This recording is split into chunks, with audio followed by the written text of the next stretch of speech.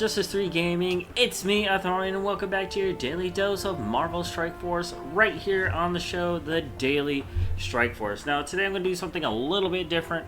We got that Strike Time video that came out about the Silver Surfer, so I saved my Licky Loo at the kit. For today, I'm going to give you my opinion on it and whether or not I'm going to pass or go on this character. I do have some pretty strong opinions about him. Nothing bad, everything good. It more or less has to do with my collection strategy by looking into the future. And so I got the usual here. Got to get some arena done, and then I'm going to sim the Blitz and get some raids done for today's show before we get to the Silver Surfer kit look at. And I'm at 34. I'm going to actually get a decent Nocturnal points. I don't think I'm going to fall too hard here.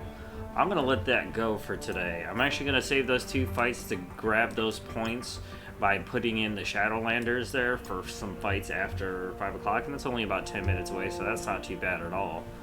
Let's hit this Blitz and make sure we're scoring points for red orbs. I do want red orbs. I don't think there's anybody major tonight for the Blitz. There never usually is. So I'm going to put these energies into my red orbs for today. Oh, I don't think I'm ready for... I got 25 more minutes before that. So no blitzing for today on the show, but we should have some should have a few raids in. I gotta tell you, I am liking the extra Gear 15 pieces that are coming up lately. They're gonna get my guys up and ready in no time. So are we still on Nocturnal? I believe these are all Nocturnal characters, and yes, I'm going to keep them that way. No, I'm not gonna keep them that way because I always gotta put Ebony Maw behind Thanos. So let's take them off the map. Make sure Nocturnal is filtered. Go there. Take these guys off, and Ghost in the middle. Looks like Ebony is not a part of that group, so that means, let's see here, we do have a Cosmic Nocturnal, so we're going to put you there. I am going to put Ultron in the back, Thanos on the right, and feed that Cosmic Energy to Hela. And I'm going to put Ak in because he's just amazing to begin with, but he's got that big flipper also.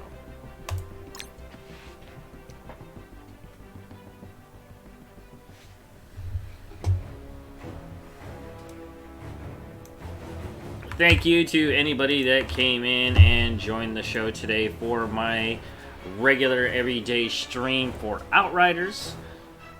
It was pretty fun. Oh, I actually got my first legendary today, so that's good news.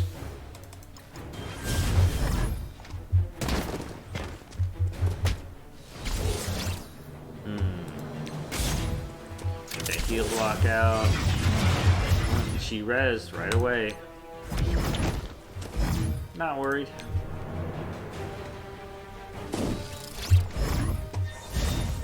And why not?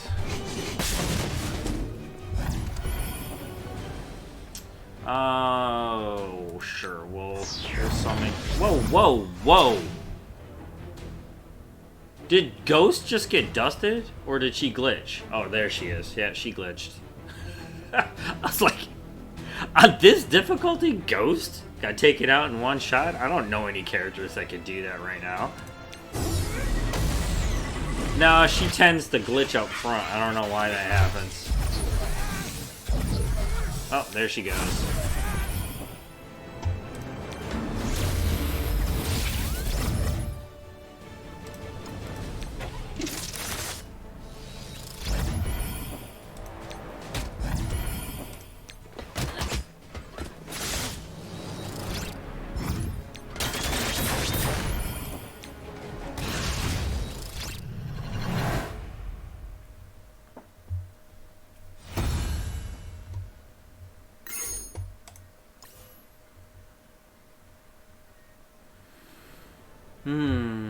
Okay, that's it for beta. Let's head on over to Ultimate 7. We got a couple battles here. Are we still on? Are we still doing 3? Yeah, probably to get the Nocturnals in. I see Ak and Thanos is here. Now, you guys should check out this team. If you've been working on your Astonishing X-Men, this is actually pretty amazing. Thanos is feeding himself energy for any of the characters that go out. And anybody that knows anything about the Astonishing X-Men right now, they are the fastest raid team in the game, hands down. Now, these 3 make it insanely fast. Sure, they're super fast in comparison to Thanos and Dr. Octavius right now, but they're pretty much doing a lot of that work, and it kind of works out in their favor because when Thanos pulls his taunt, it's like he's standing still, but he's still got the taunt, and unless they can remove that taunt, it's gonna stay. And when that happens, Beast is going to be consistently healing, and so is Doc going to be putting down those regenerations and flipping any positive status effects that are out there. And this team is actually holding really strong all the way through, even on the hardest difficulty. I do have to be a little bit careful, you know, if we're on difficulty 5, but right now we're trying to score all those good points. Damn, we broke down to 2? Okay.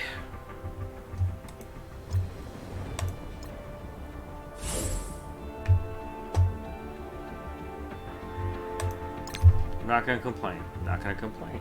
Nope. Nope.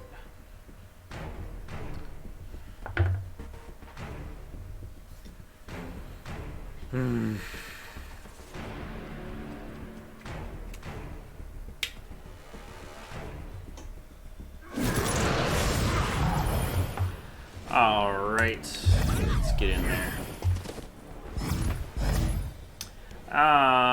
Yeah, I'll take them all out, why not?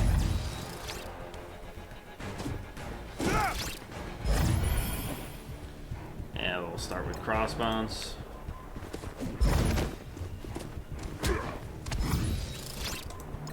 Take down Deadpool.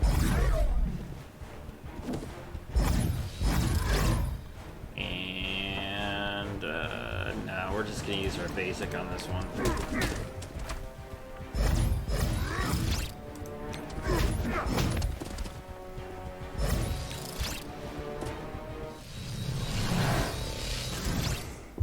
Kind of surprised Beast basic can hit stealth targets. I need to look at that. I don't think that should be possible. I mean, unless something's in his passive that allows him to do it, I don't see how it can do that. When this character performs a counterattack or assist, they flip 2 positive effects to negative effects on each target. That's pretty cool. Alright, nothing here that says that he should be able to hit stealth targets. On turn, reply. Astonishing X-Men, heal again. Resistance, if this gets through at the start of the battle, first doesn't count towards those. There's no reason why he should be hitting stealth targets.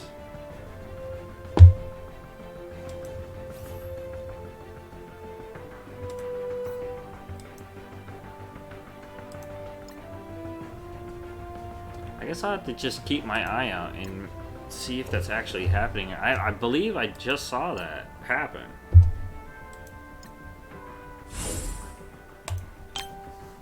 But if you're looking for a good Nocturnal team and, you know, your difficulty might be a little bit questionable when it comes to characters, I'm going to tell you right now that Ultimate 7 through the difficulty selectors, it's way different when you're... I tried taking, like, all Nocturnal characters, really strong characters, and also, if you're not careful, a node like this will destroy you. That's why I keep the trio here, Jubilee, Iceman, and Beast, because they can keep the damage up and low enemy side to make these fights completely safe.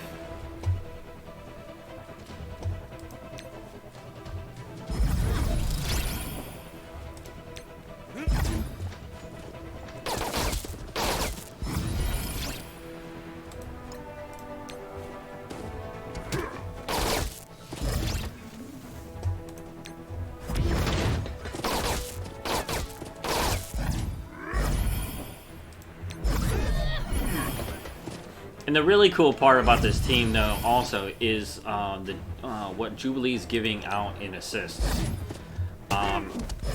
It only works on Astonishing X-Men, and there's only 3 X-Men here, so the probability of one of them getting the assist that's extremely powerful, like Beast can flip 2 positive effects, Iceman, the best basic, weakening targets with his slow. And then every time one of these guys dies, that's 25% speed bar for anybody that's an Astonishing X-Man.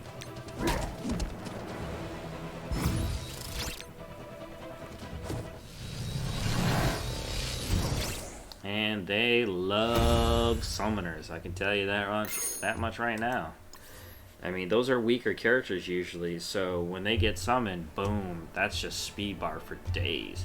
A lot of times you're talking 2 to 3 different duplicates or clones or whatever you want to call them, and you're talking 250 apiece, 500 minimum usually, and then if you get 3, if there's a big summon, that's 750 speed bar, and there's only 1,000, so you're getting a huge chunk of speed bar back. Huge. Alright, that's it for raids. Blitz isn't up for like another 20 minutes now, probably.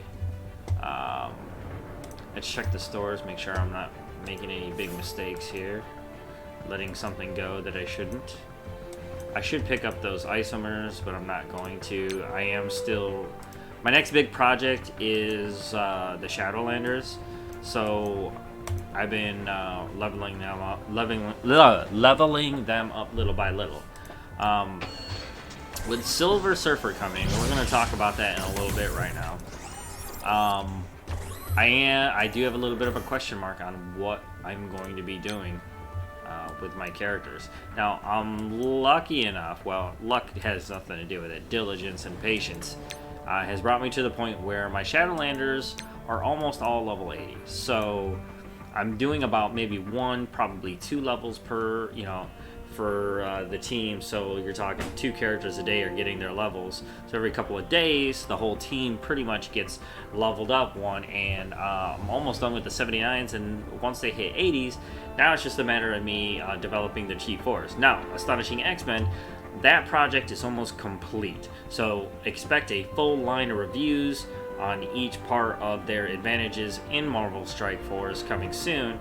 I'm just waiting on Kitty Pryde's last star to really give my professional opinion on this team, so that way you guys can know in the future whether or not you should invest in this character, buy some offers, or what have you on any of the recommendations that I give you. That way it's 100% credible.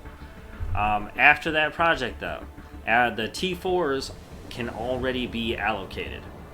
Now, that's where the problem is going to be. I'm sort of like in a limbo of where I want to put my T4s now. Alright, everything looks solid. Alright, let's break down Silver Surfer's kit. Now, from what I glanced on the Strike Time video, this was pretty amazing. So, Silver Surfer on the utopian planet of Zenla, Norrin Rad. I have always loved that name for some reason, Norrin Rad. Probably has something to do with the original design of the Silver Surfer way back in the day. Yearned for the meaning, while the rest of his planet was content to live on an apathetic life of luxury. Rad got his wish of purpose, then word broke that Galactus, devourer of worlds, was en route to Zenla to consume his planet. Rad boarded a spaceship and confronted the godlike being, offering to become Galactus' herald and seek out new worlds for him to consume in exchange for Galactus sparing Zenla. Galactus agreed and transformed Rad into his herald, endowed him with a fraction of the power cosmic. Silver Surfer channels his powerful energy to increase his strength, heal, restructure matter, and as a devastating weapon. Silver Surfer also rides a special board made of the same nearly indestructible material that coats his body, which he controls telepathically and transports him around the universe faster than the speed of light. The lone cosmic wanderer joins Strike with high health, damage, and resist that make him a versatile blaster with fantastic sustain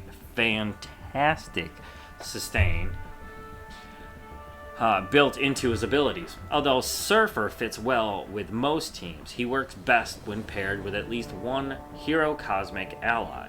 His passive ability boosts focus for his allies while lowering enemies' resistance, which helps allies land their negative effects.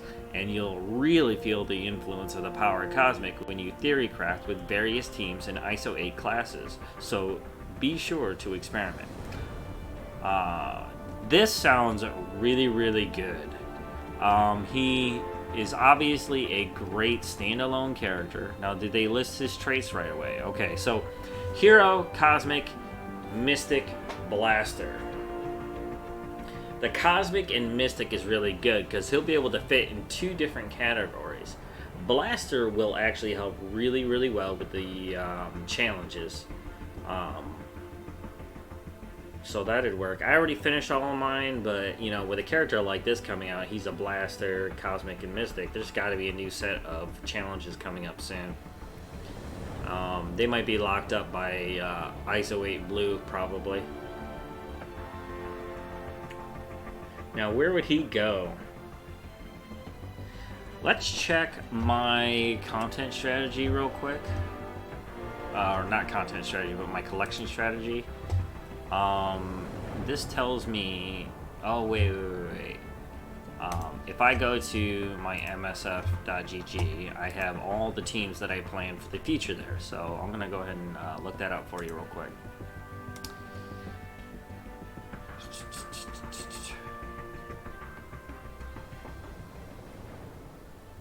Come on now. Stop playing games with me. Let's just get in there. Alright. Doom 1. There is a Mystic section. That's good, because technically I want to have Doom in there also.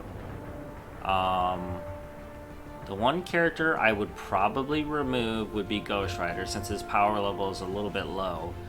Now, I put him in there because of, like, Hela, and he's a very punishing character, brawler-wise. But if I have Silver Surfer in there, that'll work out really, really well, lowering the resistance for the enemies on the field, because Ebony Maw is going to put down some offense down, and that'll work really well in Doom 1. However, let's see about Dark Dimension, because obviously I need Dr. Doom and I need to get into Dark Dimension 4 a little bit quicker than I'm doing right now, but there's nothing you could do about that except be patient. Now, Cosmic, he is a Cosmic character.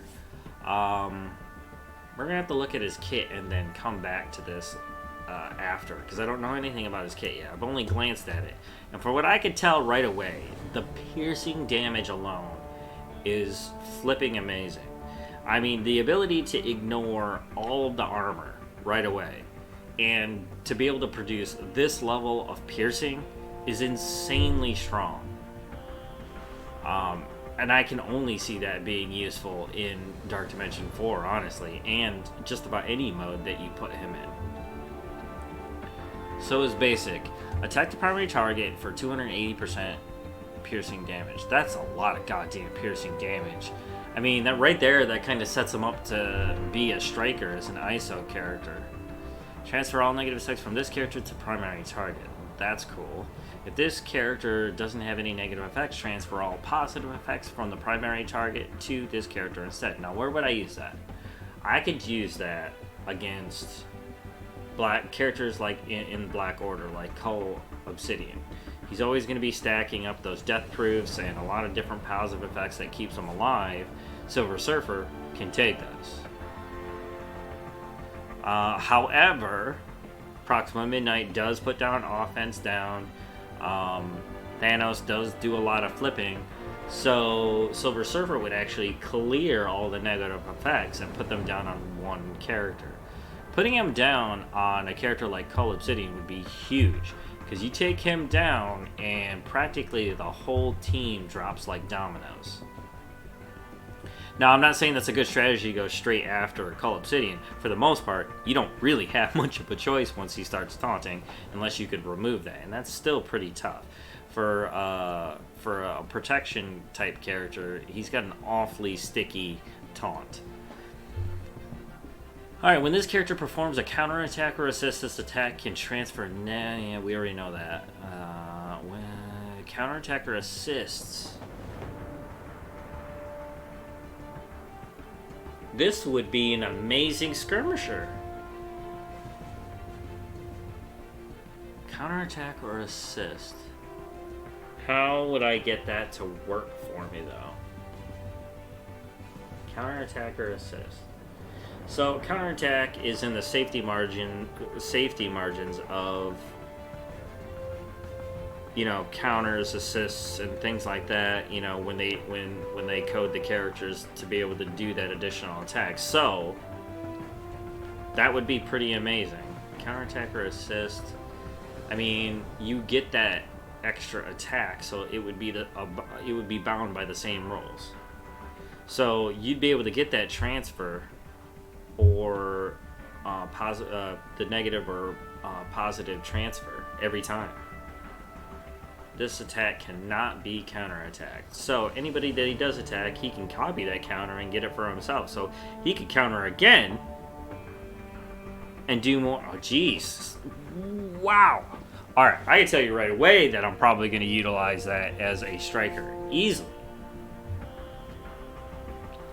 Alright, Special Sentinel of the Spaceways. Energy cost 5. 5 out of 5 is not bad since it comes fully charged. Wow, look at that banger of a special damage. Jeez. 600 piercing. And he's going to lay down Disrupted for 2 turns. Holy shit. Attack all adjacent targets for 200% piercing and apply defense down.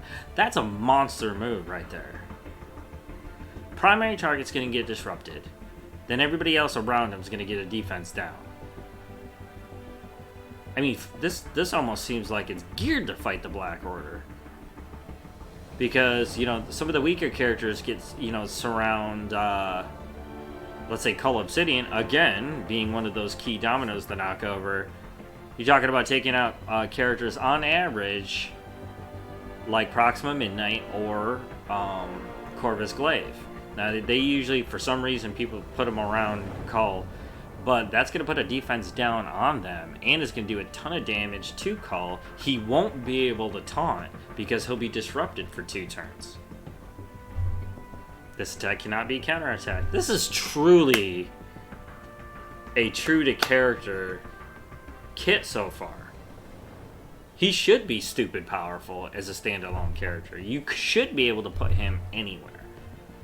I sure as hell am probably going to put him on an attack team in Arena.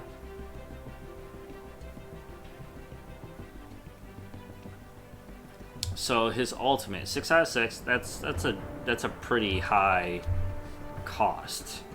Attack all enemies for 350% piercing. That is huge for an ultimate to hit everybody all at once. Clear immunity from all enemies. That's big.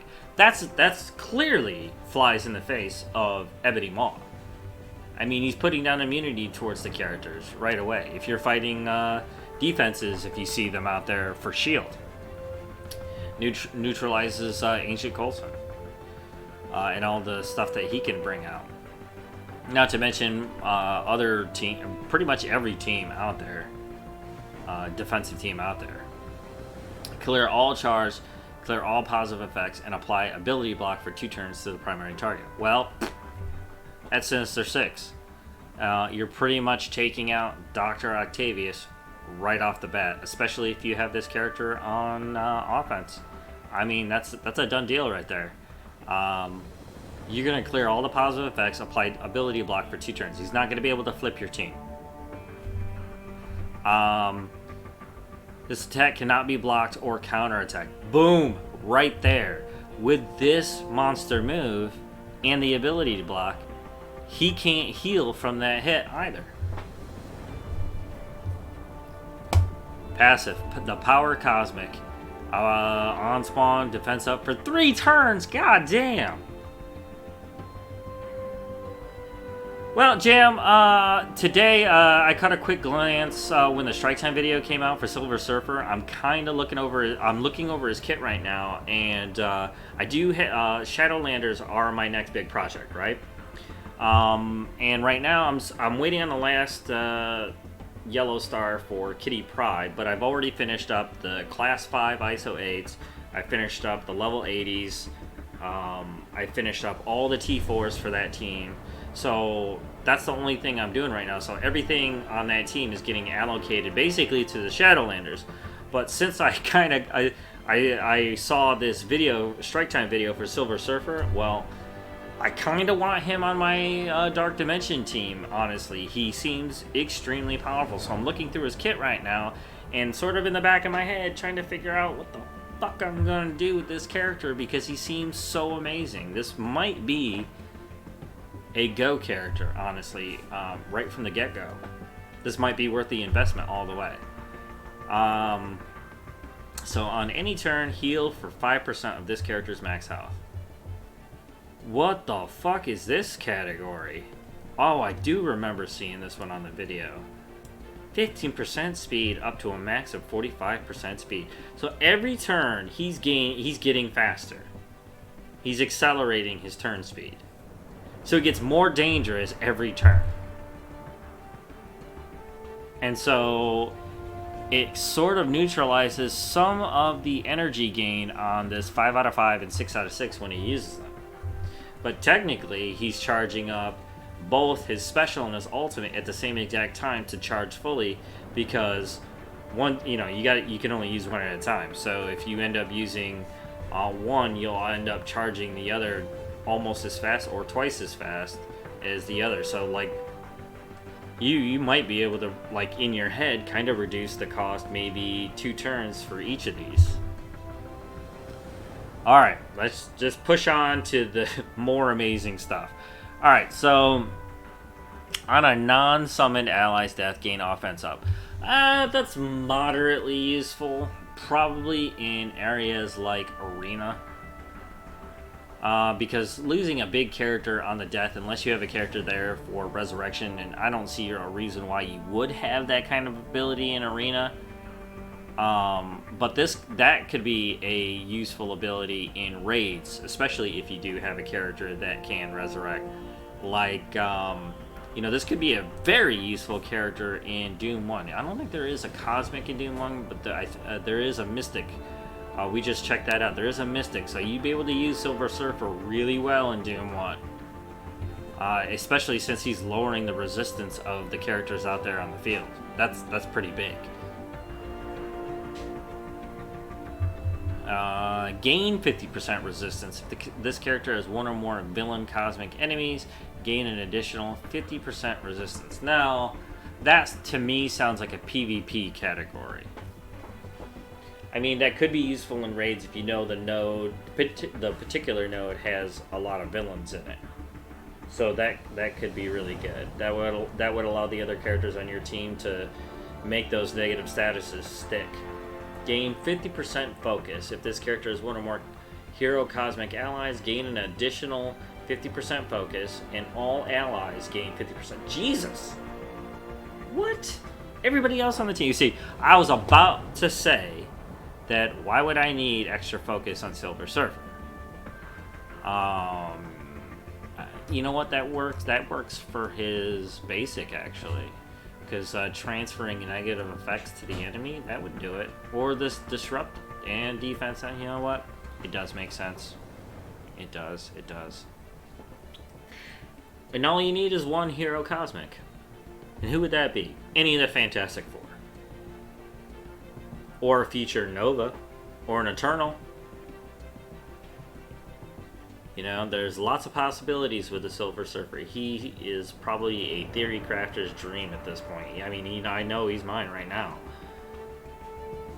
Gain an additional 50% focus. Okay, that's insane. That's just insane.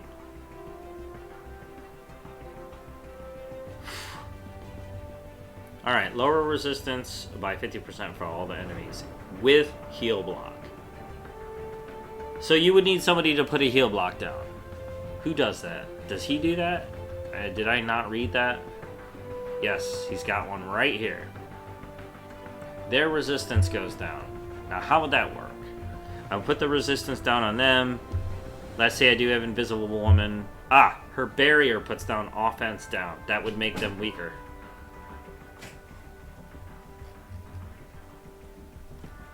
Yeah, this seems pretty crazy.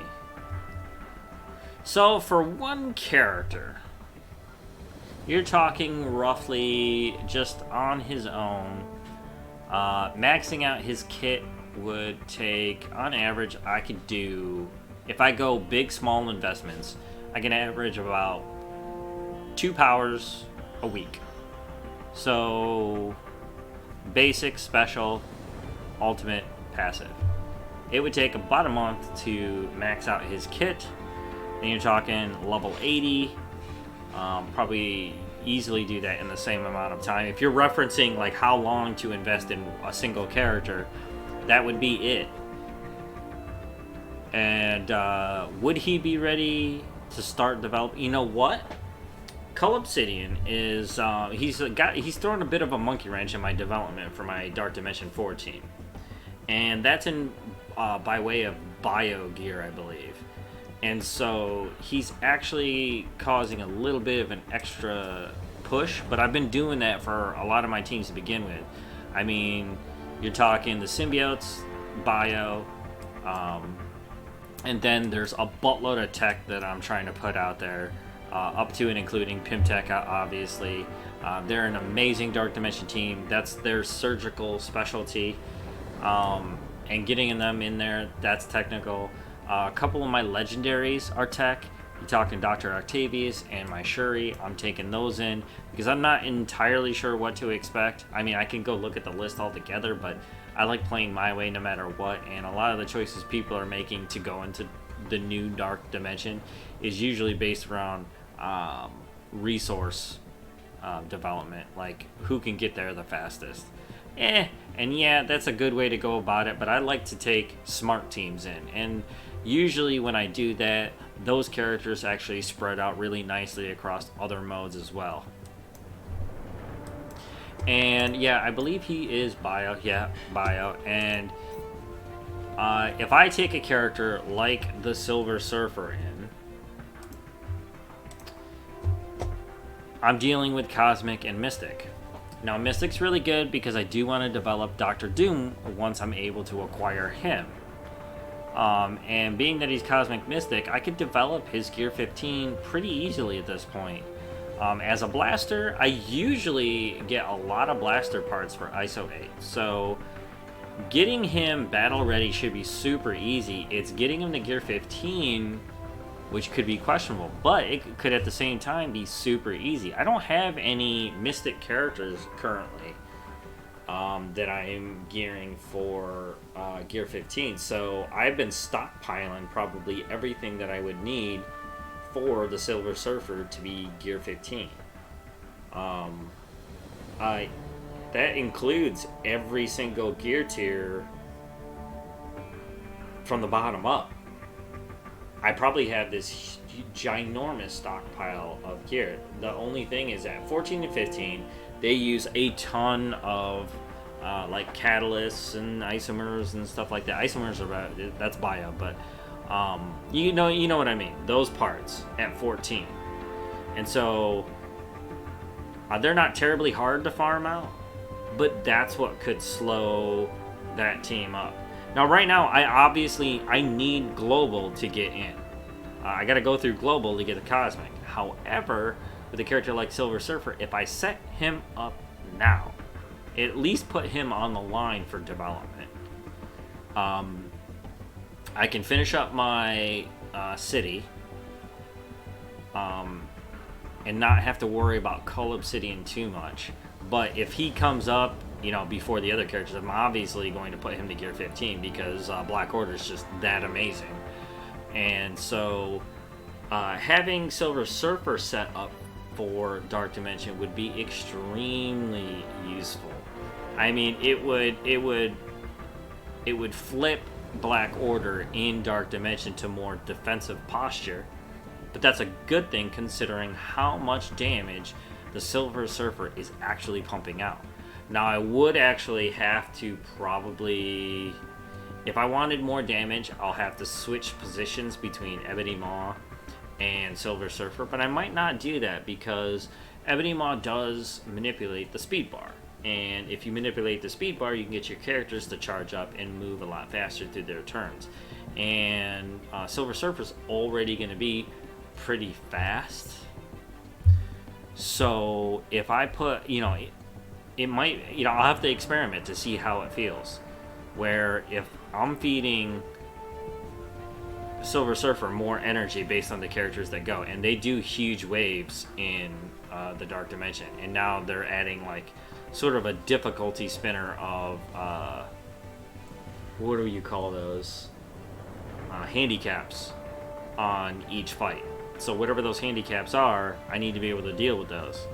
But with a character like Silver Surfer, I might be able to get other cosmics involved that I didn't plan on having there before. However, a character like Invisible Woman would be a great one because she's one of the legendaries that I tagged to go into Dark Dimension. She'll already be ready. Well, when that happens, if I can get her ready for Dark Dimension 4, Silver Surfer would pair with her extremely well, especially on the second time through with Dr. Doom. I mean, that'll make that set of notes super easy to deal with. And then I'll have another team that's ready for probably 2 different sections of Doom 1.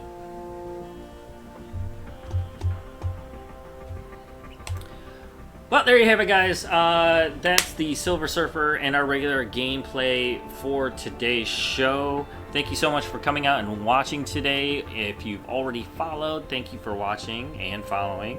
If you want to catch any of these reruns for Daily Strike Force, I put them on the Marvel Strike Force dedicated channel on YouTube called Justice 3 Strike Force. You can catch the very live show back here on twitch.tv/Justice3Gaming.